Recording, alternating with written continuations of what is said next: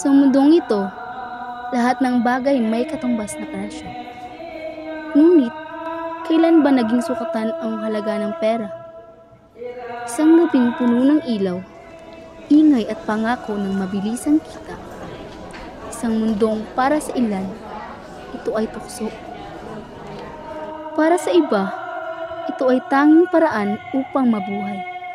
Sa bawat ngiti na hindi totoo, sa bawat yakap na walang init, sa bawat halik na binabayaran, may pusong unti-unting nawawala ng halaga.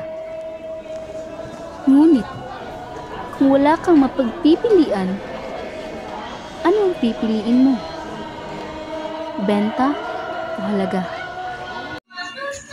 Bes, puntahan natin yung nanay mo. Sinisingin na naman siya ni Aling Marites. Ha? Tara, puntahan natin. Tara, bilis! Sa susunod na linggo, kapag hindi pa kayo nagbayad ng renta, palalayasin ko na kayo. Pasensya na po, Aling Marites. Gagawan po namin ng paraan yan. Pasensya na po. Ilang buwan na ba tayo hindi nakapagbayad ng renta? 4 na buwan na. Alam mo naman, hindi sapat ang kinikita natin araw-araw sa palengke. Hindi sana tayo maghihirap ngayon kung nandito pa yung tatay mo.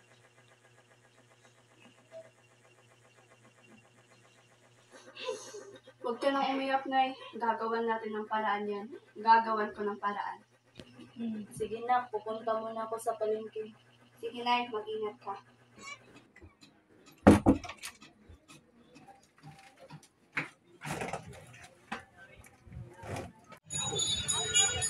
Ano ba ito?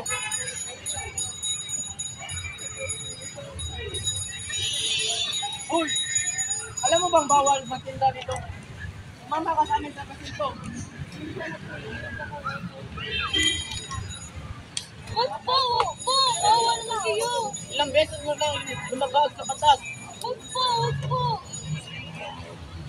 Anong nangyari sa'yo? Tulong! Tulong! Bes, kamusta? Okay lang. Ano, yung renta nyo, may pera ka na ba? Hindi ko nga alam saan kukuha, Bes eh. Ikaw, may alam ka bang bakit dyan? Ano, yung ginagawa ko?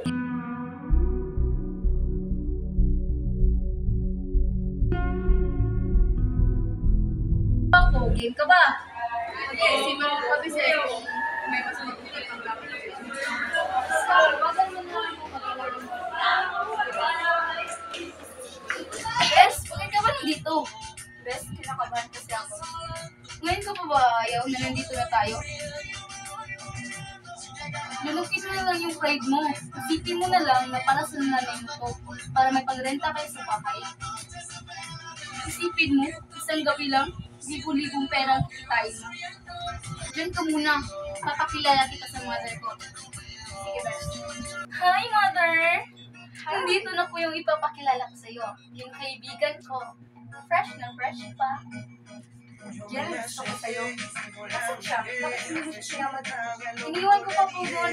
Kasi hinanap ko kita. Very good. Puntahan mo siya, dalhin mo siya sa at lagyan siya ng sakit. Si mother. Bes, tara na. Hinahanap ka na ni mother. Tara.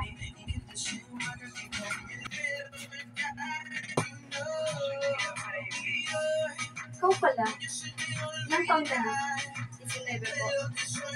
Perfect! May bonus ka talaga sa akin. Dahil siya hindi nahanap negosyo. Ang matagal nila hinahanap sa akin. Best, sabi ko sa'yo. Dito ka muna. Pupunta ko muna siya sa kwarto. Say, mother. Halika, sumama ka sa akin. Ano nga pala pangalan niyo? Ayaw na ayaw ko sa mga katabahante ko na inaayawan ang mga gusto ng boss natin. Sure ako na malaki ang kikitain mo ngayong gabi. Opo. Ayusin mo yung trabaho mo. Ayaw kong napapahiya. Sige po. Sumunod ka sa akin. I took a walk with the palm trees as the daylight fell. Sangria in the canteen, talking to myself. This tattoo on my left hand is turning purplish blue. Daydreams of the romance, daydreams of you. My pretty woman in a ball gown, I'm Richard Gere in a tux. Getting married in the courthouse, writing vows in a rush, making out before the judge.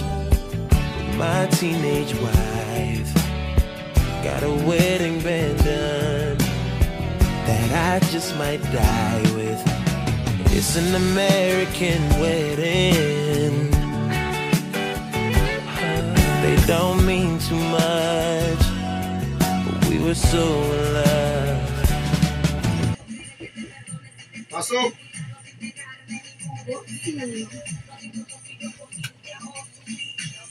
Umayos ka. Ayoko na magpapahiya. Ano yan? Ito nga pala yung bagong kliyente namin na sinasabi ko sa'yo. Fresh na fresh pa yan. Ilang taon na ba yan? Naku, Maiwan muna kami. sige po. Enjoy. Sumama ka sa akin.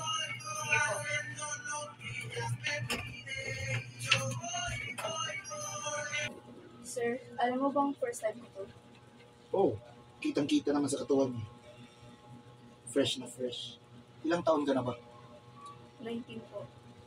Kang mag-alala, akong bahala sa'yo.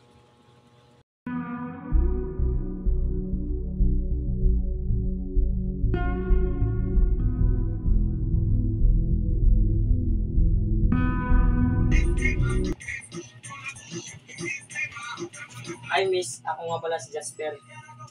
Christine nga pala. Pwede ka ba? Magkano ba? Basta ako walang bahala sa'yo. Tara, sumama ka sa akin. Ako nang bahala sa'yo. Matutulungan kita sa problema mo. Basta gayahin mo lang ako.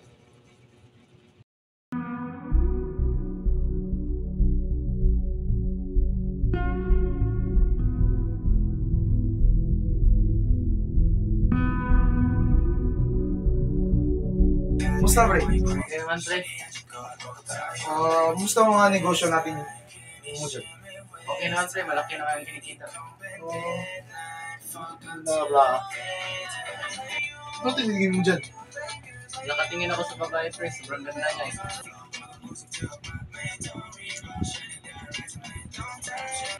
Kilala ko yan. Masarap yan, pre. Oh!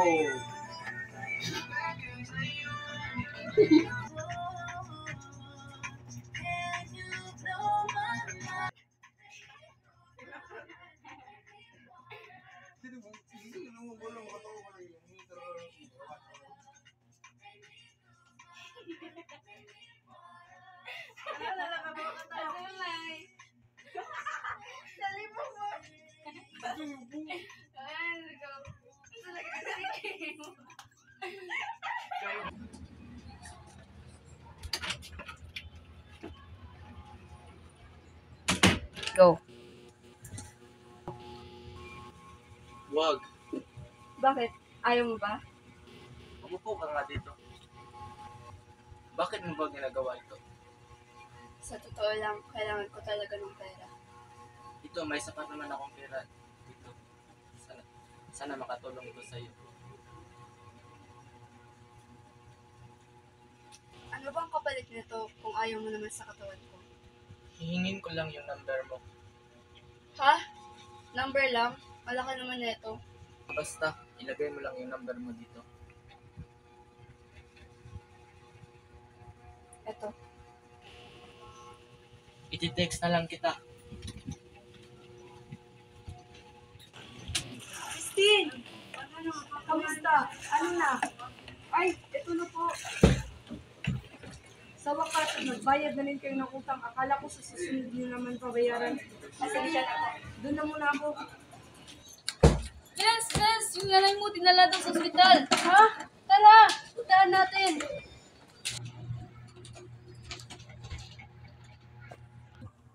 Nay, ano ba yung nangyari? Bakit dinala ka dito? Ano, kumusta ka na?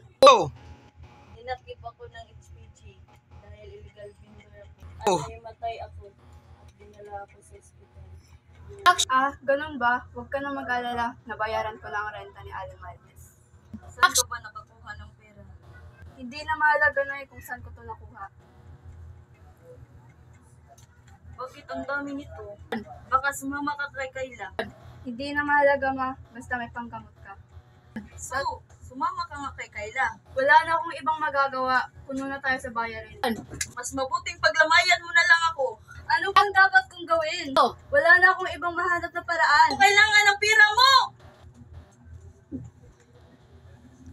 Nay! Nay! Doc!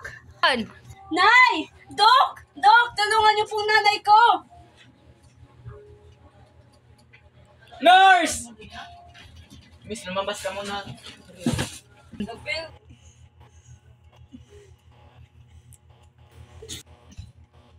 Yun.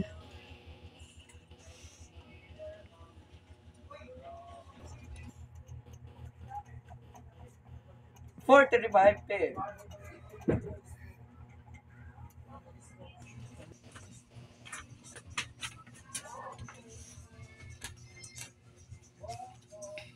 Ano, Doc? Kumusta? Wala nang inginay.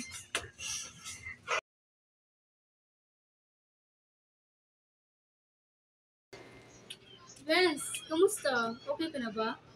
Hindi, Bes. Hindi ko pa rin nakakalimutan si nanay. Tara, Bes, gala tayo.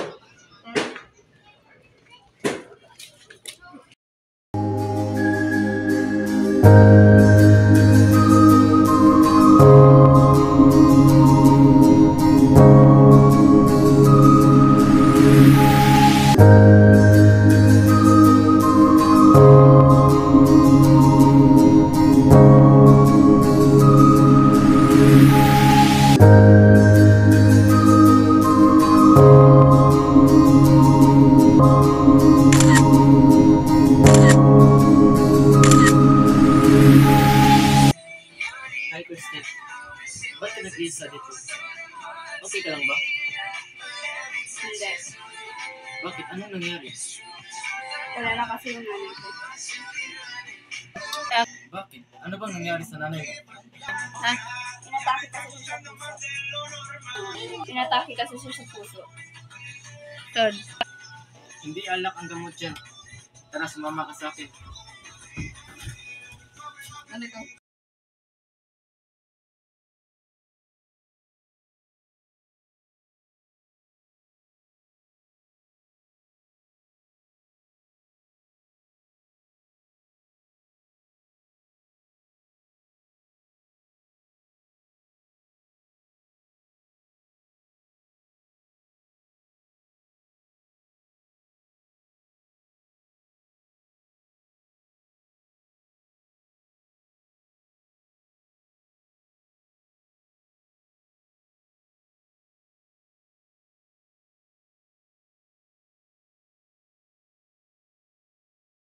Ano, mag-ano ba na ulo?